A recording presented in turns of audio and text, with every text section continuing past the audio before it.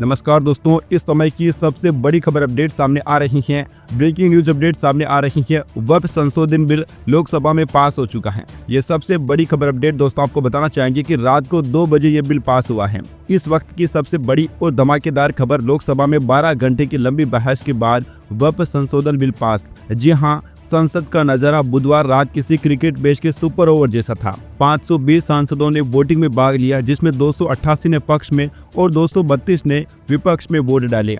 इस समय पर ओवैसी ने हाई वोल्टेज ड्रामा भी किया। एआईएमआईएम सांसद असदुद्दीन ओवैसी ने बिल का विरोध करते हुए सदन में बिल की कॉपी ही फाड़ डाली। उन्होंने कहा, इस बिल का मकसद मुसलमानों को जलील करना है। मैं गांधी की तरह इसे फाड़ता हूं। अल्पसंख्यक मामलों में मंत्री किरेन रिजिजू ने इस बिल का एक नया नाम दिया, उम्मीद, unified Waqf management empowerment efficiency and development, और कहा कि मुसलमानों के खिलाफ नहीं बल्कि वक्फ संपत्तियों में पारदर्शिता और सुधार लाने के लिए है। बिल पर चर्चा के दौरान अमित शाह ने कहा कि वक्फ में गैर इस्लामिक नहीं आएगा, कोई प्रावधान भी नहीं है। वोट बैंक के लिए माइनॉरिटीज को डराया जा रहा है। बिल पर चर्चा और वोटिंग के बाद गृह मंत्री अमित शाह ने मणिपुर में राष्ट्रपति शासन लगाने का प्रस्ताव रखा, जिसे सदन ने ध्वनि मत से पास कर दिया। दोस्तों आपको बताना चाहेंगे कि कुल 520 वोट पड़े हैं, जिनमें से 288 वोट भारतीय जनता पार्टी के बिल के पक्ष में गए हैं, जबकि विपक्ष ने 232 वोट डाले हैं। यानी कि दोस्तों लोकसभा से अब ये बिल पास हो चुका है।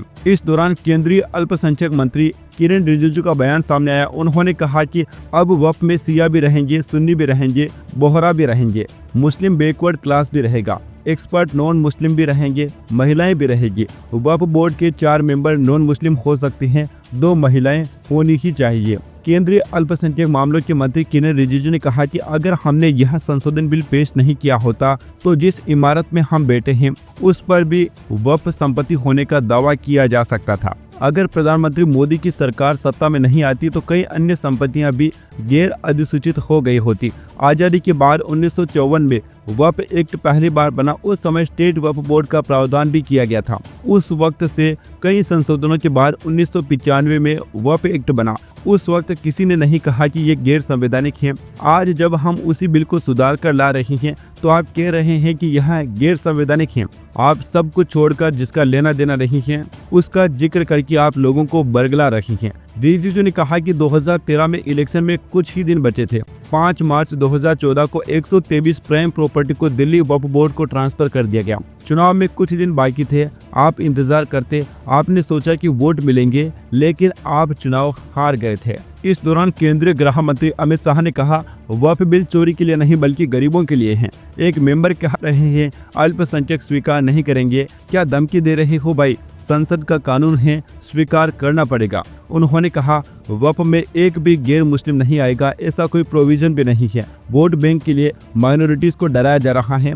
वक्फ एक अरबी शब्द है, इसका मतलब है कि अल्लाह के नाम पर धार्मिक उद्देश्यों के लिए संपत्ति का दान उसी चीज का किया जाता है जिस पर हमारा हक है। इस दौरान दोस्तों सपा प्रमुख अखिलेश यादव ने कहा कि मंत्री बोल रहे हैं कि डिफेंस और रेलवे की जमीन भारत की है। मैं भी यहाँ मानता हूँ, क्या डिफेंस और रेलवे की जमीनें बेची नहीं जा रही हैं?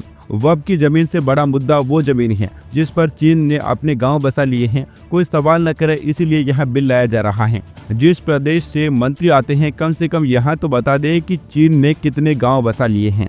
वहीं दोस्तों जेडीयू सांसद और केंद्र सरकार में पंचायती राज मंत्री राजीव रंजन सिंह उर्फ लल्लन सिंह ने कहा कि ये नैरेटिव बनाने का प्रयास किया जा रहा है कि ये बिल मुसलमान विरोधी है। ये बिल कहीं से भी मुसलमान विरोधी नहीं है। वक्फ कोई संस्था है क्या? वक्फ कोई धार्मिक संस्था नहीं, एक ट्रस्ट है जो मुसलमानों के कल्याण के लिए काम करता है। उस ट्रस्ट का ये अधिकार होना चाहिए कि वो सभी वर्गों के साथ साथ न्याय करे, जो कि नहीं हो रहा है। Subscribe now and press the bell icon. Never miss an update.